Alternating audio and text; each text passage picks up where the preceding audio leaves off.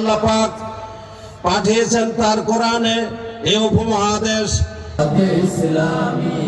বাংলাদেশে জামাতে ইসলামী বিভিন্ন ষড়যন্ত্রের মাধ্যমে তারা আবার আসার চেষ্টা করে। এটা ভুয়া খবর।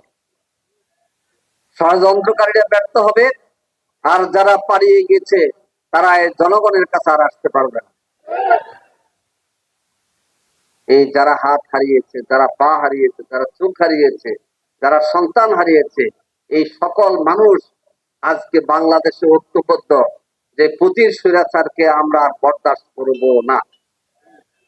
সংগ্রামী ভাইয়েরা, আমি কয়েকটা বিষয়ে কথা বলতে চাই। এক নাম্বার, স্বৈরাচার চলে গিয়েছিল, তারা বাংলাদেশে 3টা জাতীয় নির্বাচন করেছে।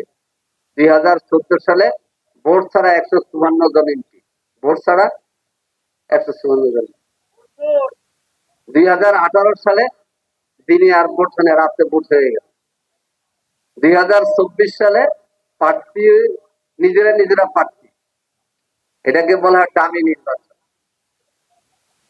একটা হলো ভোট ছাড়া নির্বাচন, একটা হলো নিশিরাতের নির্বাচন, আর একটা হচ্ছে ডামি ভোটের নির্বাচন, প্রার্থীর নির্বাচন।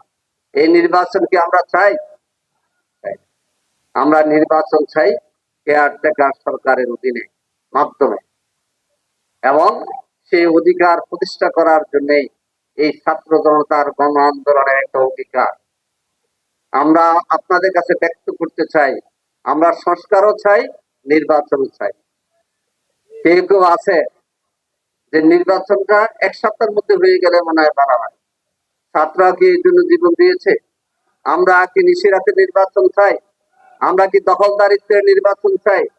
আমরা কি টাকা দিয়ে ভোট কেনার নির্বাচন চাই? আমরা কি মানুষের বাড়িঘর দখল করার নির্বাচন চাই?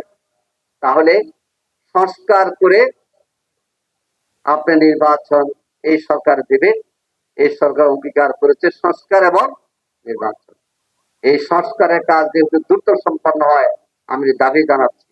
তবে সংস্কারের মধ্য দিয়ে কাজ সম্পন্ন করে নির্বাচনের দিকে আমরা এগিয়ে যাব ইনশাআল্লাহ।